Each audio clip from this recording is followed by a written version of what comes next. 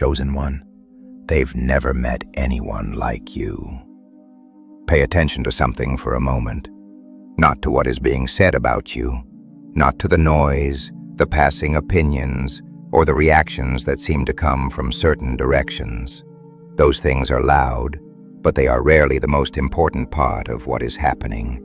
Instead, pay attention to what exists underneath all of that, to the quieter pattern that is slowly becoming visible if you are willing to look at it honestly.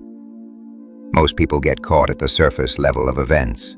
They focus on the words, the criticism, the tension, or the behavior that appears suddenly around them. But the surface is almost never the real story. Beneath the surface, there are deeper movements, patterns forming, dynamics shifting, and structures adjusting themselves in response to something that has changed. And that is what you are witnessing now. There is a specific phenomenon that tends to appear when a person who has done genuine internal work begins interacting consistently with people who have not. It is not mystical. It is not dramatic in the way movies portray conflict. But it is very real, and it has been studied extensively in psychology, particularly in the areas of group dynamics and social threat response. The pattern almost always unfolds in a similar way. Every social environment, whether it is a workplace, a friend group, a family structure, or a broader community, operates according to certain unspoken agreements. These agreements determine who holds influence, who is allowed to take up space, who is expected to remain quiet, and who is meant to stay within certain boundaries. Over time, people adapt themselves to these invisible rules so that the system continues to function smoothly. But something unusual happens when one person in that environment no longer needs those rules to define them.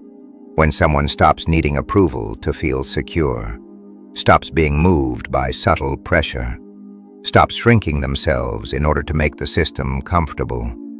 At that moment, the structure begins to shift. The people who are most invested in maintaining the existing order often feel unsettled. Not necessarily because they are malicious, but because the stability of the system depends on everyone continuing to behave in predictable ways. When someone steps outside those expectations, it introduces uncertainty.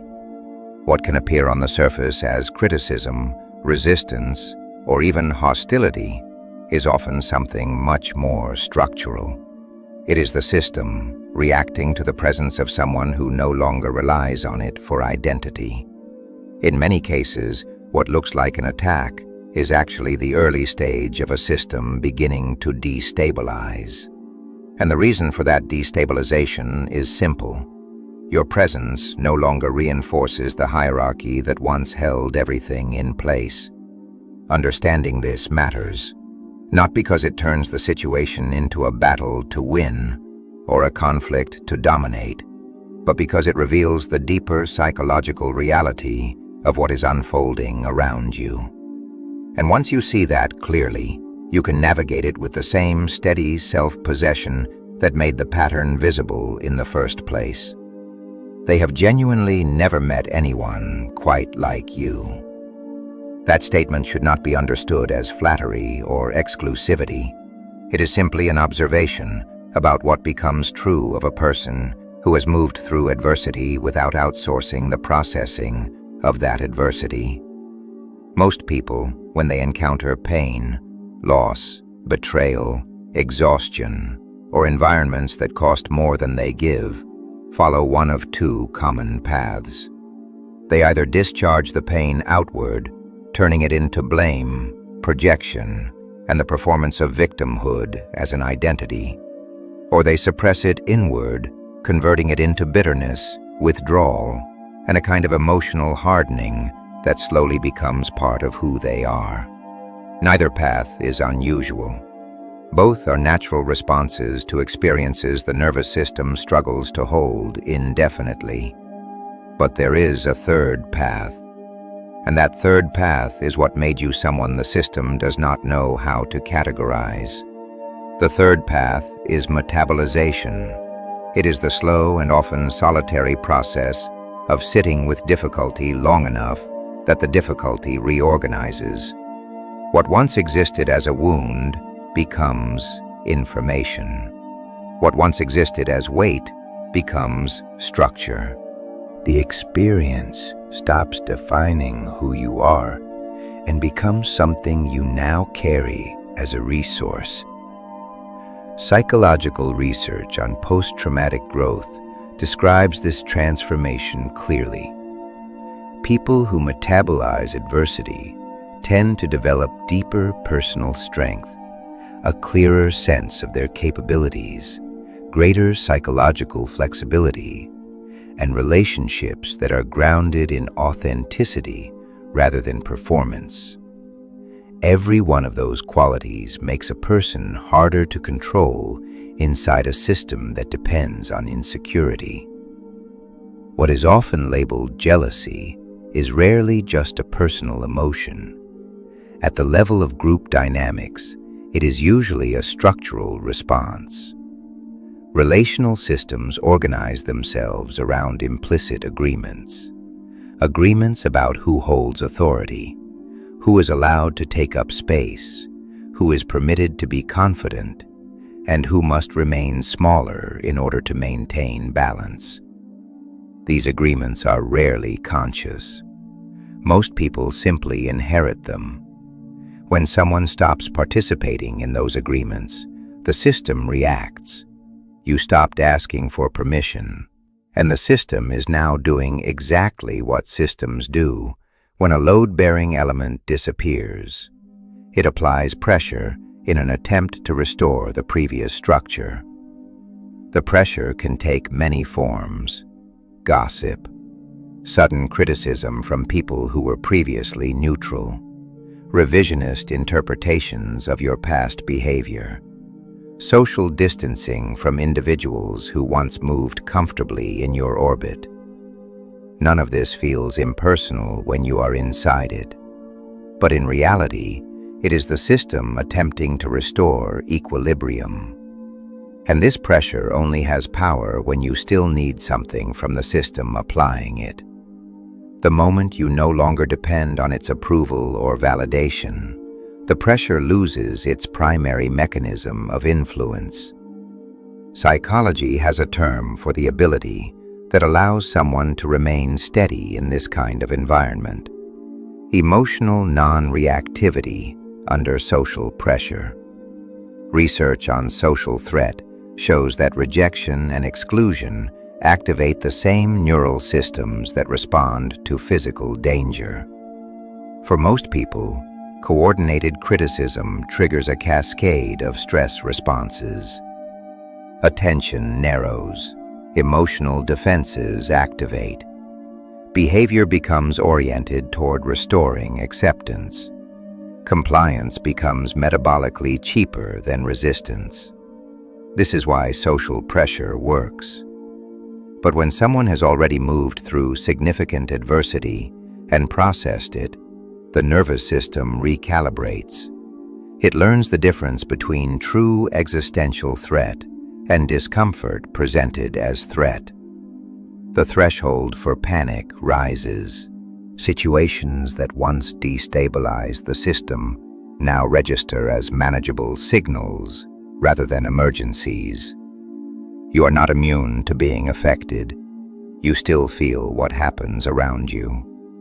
But you remain functional under pressure that would destabilize someone who has not gone through the same recalibration. And to people who rely on social pressure as a tool, that stability is deeply confusing. The tool that works on everyone else simply does not work here, and they do not understand why. When social pressure fails, systems typically escalate before dissolving. The criticism becomes louder, the coalition grows, the narrative becomes more elaborate, but eventually the dynamic runs out of material, because someone who refuses to supply defensive reactions gives the system nothing to work with. The story collapses under its own unsupported weight. People lose interest in maintaining a conflict that produces no emotional energy. Attention shifts elsewhere. This is what collapse actually looks like. Not a dramatic defeat, quiet dissolution. Your role in that process is not to fight. It is simply to remain coherent, to continue being yourself in a way that does not depend on the system's approval. The steadiness you demonstrate now did not appear out of nowhere. It was built through experiences that forced you to process what you went through, rather than passing the pain forward. Family systems theory describes how anxiety and unprocessed emotion often travel through generations. People who do not metabolize their experiences tend to pass the patterns onward. At some point in your history, that transmission reached you, and instead of continuing the cycle, you processed it. That work happened privately, without recognition, often without support. But it changed you. The pressures you are experiencing now are not punishments. They are simply the turbulence created when a system encounters someone who no longer fits its design. You did not become someone else. You became more fully yourself. And the version of yourself that emerged has no use for hierarchies that depend on your insecurity. Navigating this moment requires something simple but demanding. Do not perform your composure. True non-reactivity is not something done for an audience. It is the internal state of someone who is too engaged with their real life to spend energy managing narratives that no longer matter. Do not build counter-coalitions. Trying to win the narrative keeps you inside the same system. Instead, expand. Continue building your life in the direction it was already moving. Strengthen the relationships grounded in genuine experience rather than social positioning. The people who know you through real interaction are not influenced by the narratives circulating around you. Those relationships rest on evidence the system cannot rewrite. Invest there. Build there. Let the rest dissolve. You already understand this, not necessarily in these exact words, but through the experiences that shaped you. You have faced similar dynamics before, and each time the navigation that worked was the same. Not combat, not performance. Simply continuing to move honestly in a direction the surrounding system was not designed to accommodate. The reason they have never met anyone like you is not because you are extraordinary in some measurable category. It is because they have rarely encountered someone who returned from difficulty carrying this level of coherence. Most people return from adversity more guarded, more compliant, more invested in protecting themselves from further exposure. You returned more yourself. And that is the thing they have no script for. Self-awareness is not a destination. It is a practice. The ongoing discipline of examining your own patterns honestly, resisting both grandiosity and self-diminishment, and continuing to grow in clarity. The pressure you are navigating now is not separate from that work. It is part of it.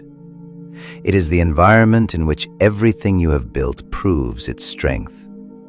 Move through it with the same honesty that carried you through the earlier seasons, and then keep building. This is the inner calling. I will see you in the next one.